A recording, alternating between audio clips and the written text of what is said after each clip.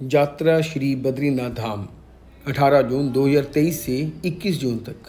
तो अभी हम अपनी यात्रा को शुरू करने जा रहे हैं और आपको पूरा अनुभव करवाएंगे कि बद्रीनाथ धाम पहुंचते पहुंचते आपको कितने सुंदर नज़ारे देखने को मिलते हैं, कितना खूबसूरत माहौल देखने को मिलता है और लोग जो इतने अच्छे हैं जो आपका हर समय पर साथ देते हैं। और वहाँ पहुंचकर जो बद्रीनाथ धाम पहुंचकर जो आनंद प्राप्त होता है, जो खुशी प्राप्त होती है, उसका तो कहना ही अलग है। तो अभी हमारी यात्रा शुरू हो चुकी है और अभी हम आगे की ओर बढ़ रहे हैं। तो अभी यहाँ पर हम रुके तेल डलवाने के लिए कि आगे पता नहीं पेट्रोल पंप मिलेगा नहीं मिलेगा, और उसके बाद हम आगे की ओर चल पड़े। जो रोड्स हैं वो इतनी खूबसूरत बन चुकी हैं कि आपको महसूस ही नहीं होता कि आप चढ़ाई कर रहे हैं, आप गाड़ी को इतना ऊपर लेकर जा रहे हैं। ठीक है, जोशीमठ से लेकर बद्री धाम तक थोड़ी सी चढ़ाई ऐसी है कि जिससे महसूस होगा आपको, लेकिन सड़क भी थोड़ी टूटी हुई होगी। लेकिन अगर आप जब ऋषिकेश से निकलते हैं उसके बाद रास्ते का आपको रुद्रप्रयाग तक पता ही नहीं चलता। इतना खूबसूरत आनंदमय नज़ारा, इतना खूबसूरत, इतना अच्छा रास्ता जिस पे गाड़ी चलाते हुए आपको ऐसा महसूस होगा कि आप तो एक लोकल रोड के ऊपर गाड़ी चला रहे हैं, आप पहाड़ों पे हो ही नहीं। ये आप मेरी गाड़ी का मूवमेंट देख सकते हैं, कितने अच्छे पहाड़, कितना सुहावना मौसम। और ठंड का तो क्या कहूँ, ठंड तो जून में दिसंबर वाली। वहाँ जाकर ऐसा लगा कि जैसे हम कहाँ पहुँच गए और कितना खूबसूरत नज़ारा आ गया। तो दोस्तों, सफ़र की ओर बढ़ रहे हैं, चल रहे हैं। बाकी आगे आपसे मैं इसके बारे में पूरी जानकारी आपको डिटेल में देता रहूँगा, जानकारी देता रहूँगा। और ये देखिए हमारे साइड में कितने सुंदर पहाड़ हैं, कितनी अच्छी सड़कें हैं, कितना मज़े में, आनंद में रास्ता है। और ये सामने आ रही है बहुत बड़ी एक टनल। इस टनल में निकलते हुए ऐसा महसूस हुआ कि जैसे मैं इस टनल में घुसा तो ये टनल मेरे को इतना अट्रैक्ट किया। जैसे ही मैं टनल में घुसा तो लगा कि हम एक गुफा में घुस गए हैं। लेकिन जब बाहर निकले और जो सामने से सूरज की रोशनी पड़ रही थी, जो ये देखिए कितना अच्छा प्रकाश, ऐसा लग रहा है कि इस प्रकाश से बाहर निकलकर एक नया जीवन, एक नया रास्ता शुरू होगा। और ये चमकती हुई प्रकाश की रोशनी, इतना चमकता हुआ सूरज की रोशनी इतनी सुंदर लगी कि मैं देखकर हैरान रह गया कि इतना अच्छा नज़ारा। और लोगों का ड्राइविंग करने का तरीका इतना अच्छा कि 1% भी ऐसा नहीं लगा कि हमने कहीं पे भी हमें किसी ने ओवरटेक किया हो, किसी ने रैश ड्राइविंग की हो या किसी ने झगड़ा किया हो। मतलब कि बड़ा सुंदर। अगर आप भी बद्रीनाथ जाना चाहते हैं तो मेरा यही कहना है कि मई जून के महीने में जाइए, नहीं तो फिर सितंबर अक्टूबर में जाइए, क्योंकि जुलाई और अगस्त में बारिशें शुरू हो जाएंगी और लैंडस्लाइड हो जाती है। तो वहाँ के लोगों का भी यही कहना है कि लैंडस्लाइड के टाइम पे मत आएँ, क्योंकि उस समय काफ़ी खतरा होता है। लेकिन जो मौसम हम गए, हमें ना बारिश मिली, ना कोई ऐसी दिक्कत आई, और खूबसूरत आनंदमय मौसम रहा, आनंदमय जीवन रहा। और जो दर्शन किए वो दर्शन इतने सुंदर हुए कि आप सोच भी नहीं सकते। जी, मैं अपनी गाड़ी सिलेरियो में जा रहा हूँ अपने परिवार के साथ। मेरे साथ मेरी वाइफ और मेरा बेटा है। और हम लोगों ने वहाँ पे बहुत अच्छे से दर्शन किए। हम लोग व्यास गुफा गए, गणेश गुफा गए, भीम पुल पर गए, सरस्वती नदी को देखा जहाँ से वो निकलती हैं, स्वर्ग रोहिणी गए जहाँ से स्वर्ग का द्वार है, जहाँ से स्वर्ग को जाने के लिए रास्ता निकलता है। आगे वसुधारा पहुँचे। वसुधारा पे सुनने में आया कि वहाँ पे बर्फ़ के शिवलिंग भी देखने को मिलते हैं। लेकिन चलो वो बहुत दूर था, वहाँ तक नहीं जा पाए। लेकिन स्वर्ग रोहिणी के द्वार पर हम गए। वहाँ पे हमने द्रौपदी जी का मंदिर भी देखा, जहाँ पे द्रौपदी जी ने अपना सबसे पहले शरीर त्यागा था और उसके आगे फिर वो पांडव आगे बढ़ते गए। तो बड़ा सुंदर आनंदमय मौसम, आनंदमय जीवन, रास्ता ऐसा जो मज़ा आ जाए, आपको तय करते करते आनंद आ जाए। मैं कहता हूँ आप क्या मज़ा लेंगे इस रास्ते का, आप सोच नहीं सकते। तो अब आगे की ओर बढ़ते हैं और आपको जल्दी जल्दी इसको फास्ट फॉरवर्डिंग करके आगे लेके चलते हैं और आपको दिखाते हैं कि मंदिर पहुंचते पर कैसा खूबसूरत आनंद आया और कैसे हमें वहां पर पहुंच के दर्शन हुए। तप्त कुंड में भी नहाए। तप्त कुंड में एक कितनी अच्छी बात है कि एक तरफ अलकनंदा बह रही है जहाँ पे खूब ठंडा पानी, और दूसरी तरफ एक गरम निर्मल वाटर पानी मिल रहा है, जहाँ पे लोग नहा रहे हैं। और कहते हैं तप्त कुंड में नहाने से बहुत सारी बीमारियाँ, बहुत सारे रोग दूर हो जाते हैं, और हमारा भी यही मानना है। हमने वहाँ पर बड़े अच्छे से नहाए, और नहाने के बाद प्रभु क्या दर्शन किया। उस भगवान ने इतने अच्छे दर्शन दिए, इतने प्यारे दर्शन दिए कि मन खुश हो गया, मन तृप्त हो गया। और हम ये सोचा कि भी वाकई भगवान ने हमें यहाँ बुलाया और बहुत अच्छे दर्शन दिए। तो ये हम लोग जोशीमठ से ऊपर की ओर जा रहे हैं। ये रास्ता थोड़ा सा ख़राब है, और यहाँ पे थोड़ी सी सड़कें भी कम चौड़ी हैं, लेकिन हाँ, रास्ता बहुत बढ़िया, मतलब कि आनंद। और आस पास के जो पहाड़ हैं वो आपको ऐसे लगेंगे जैसे कि ये पहाड़ जिंदा हों, जीवित हों। और इन पहाड़ों को देखकर आपको एक ऐसी अट्रैक्शन होगी कि भी वाकई भगवान जहाँ बैठे हैं, और यहीं से भगवान ने अपने सबसे पहले भगवान यहीं से निकले थे।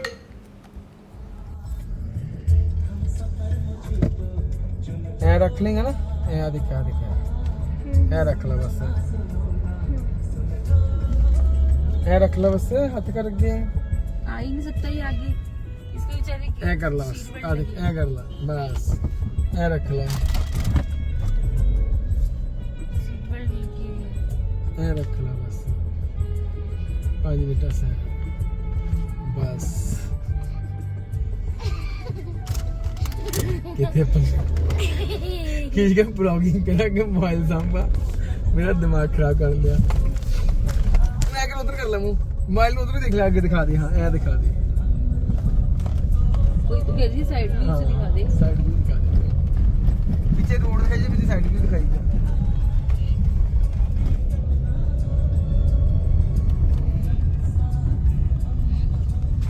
अपनी क्रिएटिविटी दिखाना कुछ। हाँ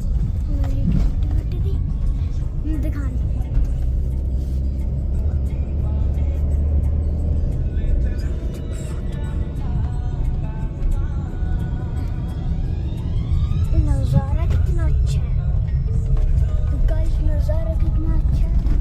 और वो देखिए लैंडस्लाइडिंग हुई है क्या?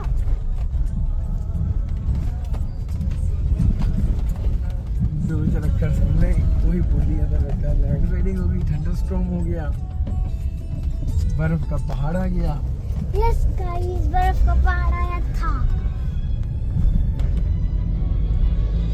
जो इतना अच्छा मौसम हो रहा है, हम जा रहे हैं बद्रीनाथ। यहाँ पर मेरा बेटा वीडियो बना रहा है, उसको ब्लॉगिंग का बहुत शौक है, तो वगैरह मैं बनाऊँगा। तो तभी बीच में मैंने इतना व्यू नहीं किया कि थोड़ी सी उसकी बातें भी आप सुन सकें, वो कैसी कैसी बातें कर रहा है, कैसे खुश हो रहा है, हंस रहा है। तो अभी हम बस पहुँचने वाले हैं बद्रीनाथ, थोड़ी देर में हम आपको बद्रीनाथ लिए पहुँचेंगे, बहुत ही पास आ चुके हैं। और बस लिए हम पहुँच चुके हैं बद्रीनाथ। ये आ चुका है तप्त कुंड, यहाँ पे साथ में अलकनंदा बह रही है, और एक साइड पे तप्त कुंड है जहाँ पे गर्म पानी है, और वहाँ पे नहाने से लोगों के बहुत सारे कष्ट दूर हो जाते हैं, बहुत सारे रोग दूर हो जाते हैं। और तो जब आप बद्रीनाथ आएँ तो एक बार ज़रूर यहाँ पर नहाएं। और इसके आगे हम बस अब आपको दर्शन करवाएंगे भगवान बद्रीनाथ के दरबार के। ये बड़े भगवान, आपकी बहुत बहुत अपार कृपा रही, और आप हमारे सभी बच्चों के ऊपर अपार कृपा बनाए रखें। तो बद्रीनाथ भगवान के इतने अच्छे दर्शन हुए, और बहुत नॉमिनल सी, बहुत कम भीड़ थी, ज़्यादा भीड़ नहीं थी। तो अभी हम निकल चुके हैं दर्शन करने के बाद माना गांव में। माना गांव की ओर जाएंगे तो सबसे पहले मैं आपको गणेश गुफा की ओर लेके चलूँगा। गणेश गुफा के बाद हम लोग जाएंगे व्यास गुफा। गणेश गुफा की मैं आपको वीडियो नहीं बना पाया, वो मेरा उस समय मोबाइल चार्जिंग पे लगा हुआ था और मैं नहीं बना पाया। लेकिन आगे हम व्यास गुफा आपको ज़रूर लेके जाएंगे, और उसके ऊपर के पहाड़ और भारत की पहली चाय की दुकान, ये सब चीज़ें आपको दिखाएंगे, और बड़ा आनंदमय मौसम होगा। ये देखिए कितना सुंदर नज़ारा है। सिर्फ 4 किलोमीटर दूर है माना गांव बद्रीनाथ से, और हार्डली आप 10-12 मिनट में, 15 मिनट में पहुंच जाएंगे।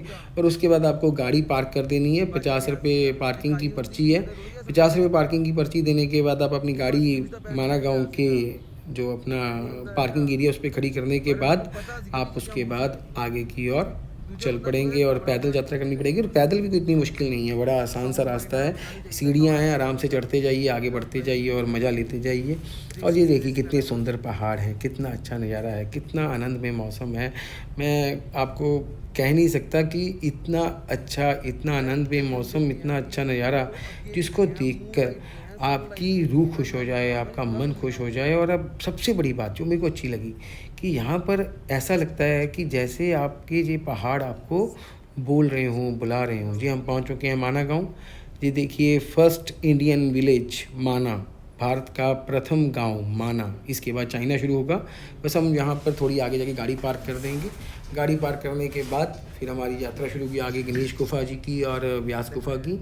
इसकी जो कहानी है वो कहानी ये है कि जब गणेश गुफा में बैठे भगवान श्री गणेश महाभारत का लिख रहे थे, तो व्यास जी ने अपनी गुफा से बैठकर सारी महाभारत उनको सुनाई और गणेश जी लिख रहे थे।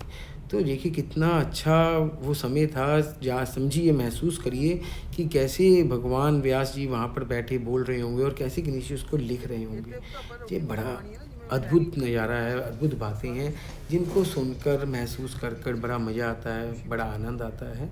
तो ये हम पहुंच चुके हैं। ये देखिए सामने एक झरना आ रहा है जिसमें से लोग झरने को पार करके नीचे पानी में से गाड़ियाँ निकाल रहे हैं। बड़ा मज़ा आया, बड़ा आनंद आया। तो अभी हम पहुंच चुके हैं व्यास गुफा। वैसे मैंने बोला कि गणेश गुफा की मैं वीडियो नहीं बना पाया, लेकिन ये व्यास गुफा पहुँचे। व्यास गुफा में व्यास जी ने सारी महाभारत लिखी और महाभारत बोली सुनाई और वो गणेश जी ने वहाँ पर लिखी।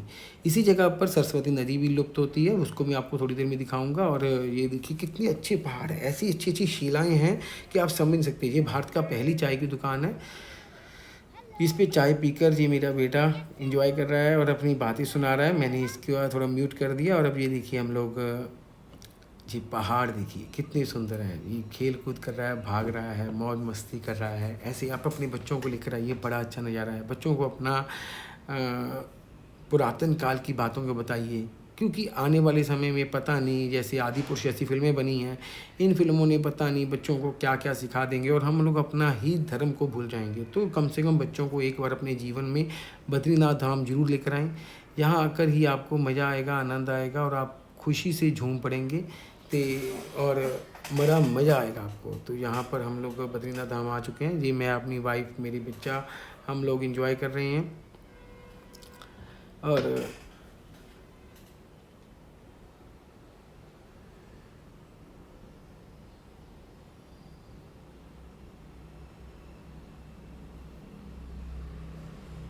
तो ये देखिए हमने महा मज़ा किया, एंजॉय किया, दर्शन भी किए और बच्चों ने भी खेल कूद की। और ये देखिए ये सबसे अच्छा नज़ारा, जहाँ से निकलती हैं माँ सरस्वती, इतना खूब नज़ारा, इतना अच्छा तेज़ नर्मल जल, ऐसा दूध जैसा पानी जिसको देखकर मन खुश हो जाता है कि इतना सुंदर पानी, इतना सुंदर नज़ारा। और वाकई क्या बात है और बहुत मज़ा आया देखकर। मैं आपको आवाज़ सुनाता हूँ सरस्वती नदी की आगे, तो आप सरस्वती की गूंज सुनकर आपको भी हैरानी होगी कि इतना निर्मल वाटर है।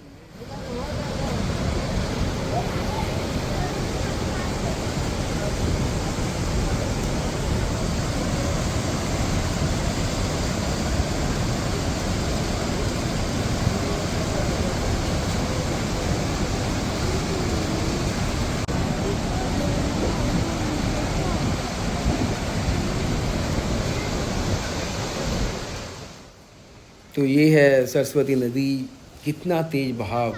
यहीं पे उनको श्राप मिला था क्योंकि सरस्वती नदी की आवाज़ से महाभारत नहीं लिखी जा पा रही थी, डिस्टर्बेंस हुई, तो उन्होंने कहा था तुम यहीं पे लुप्त हो जाओ।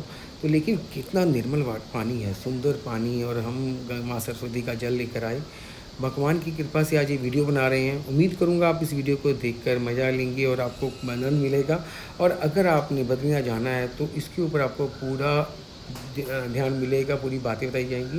ज़्यादा खर्चा नहीं आएगा। अगर आप 3-4 लोग जा रहे हो तो हार्डली 25-30 हज़ार रुपये में आप अपनी गाड़ी में पूरा टूर घूम कर आ सकते हो और अच्छे से घूम कर आ सकते हो, अच्छा से घूम के।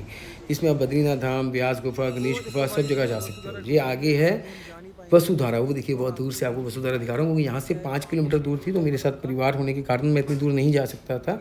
अकेले हो आप, अपने दोस्तों के साथ हो तो आप ज़रूर जा सकते हो। और साथ जो सीढ़ियाँ हैं, जो अपनी स्वर्ग की सीढ़ियाँ हैं, उनको भी देख सकते हो, उस वसुधारा को देख सकते हो।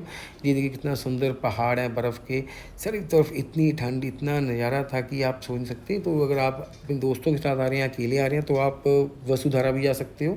5 किलोमीटर की ट्रैकिंग है। और उसके बाद आप आगे स्वर्ग रोहिणी, यहाँ से स्वर्ग का द्वार है, वहाँ भी जा सकते हो। लेकिन परिवार के साथ में जाना है क्योंकि रास्ता बहुत खतरनाक है। ये हम नीचे आए थे जहाँ सरस्वती नदी नीचे बहकर आगे अलकनंदा में मिलती हैं, तो यहाँ पर हम पहुँचे। यहाँ पहुँचकर हम लोगों ने माँ सरस्वती का जल लिया, अपने घर को लेकर आए और बहुत अच्छा नज़ारा था। यहाँ पे पहुँचना थोड़ा रिस्की था क्योंकि बहुत ही सीधी चढ़ाई थी, लेकिन हाँ पहुँच गए माता के आशीर्वाद से। बहुत ही खूबसूरत, मतलब कि मैं कहूँ कि जो जितना बोला जाए उतना कम, जितना कहा जाए उतना कम। बड़ा ही निर्मल, बड़ा ही सुंदर मन, बड़ा ही अच्छा मज़ा आया और उम्मीद करता हूँ कि अगर आप जब बद्रीनाथ आएंगे तो बहुत आनंद लेंगे। अब हम वापसी कर रहे हैं, जहाँ से अपने रूम पर पहुँचेंगे और उसके बाद हम कल को वापस निकलेंगे। बद्रीनाथ धाम आने के लिए सबसे सही समय है मई और जून का। आप अप्रैल में भी आ सकते हो, अप्रैल मई जून 3 महीने बहुत अच्छे हैं। और उसके बाद अगर आना चाहते हो आप परिवार के साथ अपनी गाड़ी में, तो आप ज़रूर आ सकते हैं अगस्त और सितंबर में। ये सबसे सही समय होता है क्योंकि जुलाई और अगस्त में बारिशें शुरू हो जाती हैं, जिसके कारण लैंडस्लाइड होती है और रास्ते भी बंद हो जाते हैं कई बार, तो काफ़ी मुश्किल होगी। आपको यहाँ पर 2000 रुपये 2500 रुपये में कमरा मिल जाएगा। उस कमरे में आप अच्छे से अपने परिवार के साथ रह सकते हैं। अच्छा खाना मिलेगा, बिना लहसुन प्याज के खाना मिलेगा, बड़ा ही शुद्ध वातावरण है, बड़े अच्छे पहाड़ हैं, नर नारायण पर्वत भी यहाँ पर आपको दिखते हैं। और जो पर्वत हैं वो इतने खूबसूरत है, ऐसे लगता है कि जैसे उनमें किसी ने जान डाल दी। और यहाँ से बैठकर ये महसूस होता है कि भी भगवान वहाँ पर हैं, भगवान ने हमें दर्शन दिए और मेरे को बड़ा मज़ा आया, बड़ा आनंद आया। एक चीज़ और मैं आपको दिखाऊंगा कि बद्रीनाथ के पीछे मंदिर की बैक साइड पे भगवान विष्णु का जन्म स्थल है, जहाँ पे भगवान विष्णु का जन्म हुआ था। वहाँ पे एक शिला पड़ी है और शिला को देखकर ऐसे लगता है कि जैसे भगवान सच में वहाँ पे लेटे हुए हैं। तो वहाँ से बद्रीनाथ भगवान अब आप वहाँ देख सकते हैं, वहाँ पे शिला पे आके दर्शन कर सकते हैं। हमें किसी अच्छे इंसान की मदद से वहाँ पे उनके दर्शन करने को मौका मिला, बड़ा मज़ा आया। और मैं उसकी भी फ़ोटो इसमें ऐड कर दूंगा अभी थोड़ी देर में, मैं इसमें डालना भूल गया था। जो अभी मैं आपको वो शिला के दर्शन भी करवाऊंगा, तो बड़ा ही अच्छा आनंद मज़ा आया। तो ये है भगवान विष्णु जी, आपको यहाँ पे उनका जन्म स्थल मिलेगा। तो अब हम आगे आ गए। यहाँ पर देखिए, ये हम वापसी कर रहे हैं, देवप्रयाग पहुँच चुके हैं। वापसी में हमने देखा कि यहाँ पे हो रहा है संगम। एक तरफ से माँ गंगा आ रही हैं, एक तरफ से अलकनंदा आ रही हैं, यहाँ पे दोनों मिलती हैं। उनका जो मिलन है वो देखकर बड़ा मज़ा आता है कि वैसे कुदरत कैसी है। देखिए, जो आपको मिट्टी रंग का पानी मिलेगा, जो माँ गंगा का पानी ऊपर से आ रहा है, दूसरा जो हरे रंग का पानी है वो अलकनंदा का, जो यहाँ पे आके मिलते हैं। माता गंगा ने बहुत ही अपार कृपा की। इतना अच्छा टूर किया, इतना अच्छा मज़ा आया, अच्छा आनंद आया कि भी देख कर दिल खुश हो गया, मन खुश हो गया। और हम वापसी कर रहे हैं। अब हम वापस पहुँचेंगे अपने शहर खन्ना में। वहाँ पहुँचकर फिर से वही दुनिया की कामकाज शुरू करेंगे। उम्मीद करता हूँ आपको हमारी ये वीडियो अच्छी लगी होगी, पसंद आई होगी, और आप भी भगवान बद्रीनाथ के दर्शन करने ज़रूर एक बार जाएंगे और अपने दर्शन करके भगवान से ज़रूर प्रे करना कि हमारे ऊपर भगवान विष्णु की कृपा बनी रहे, अपार कृपा रहे। आप हमारी वीडियो को पसंद करेंगे। जय श्री बद्रीनाथ धाम, जय हो।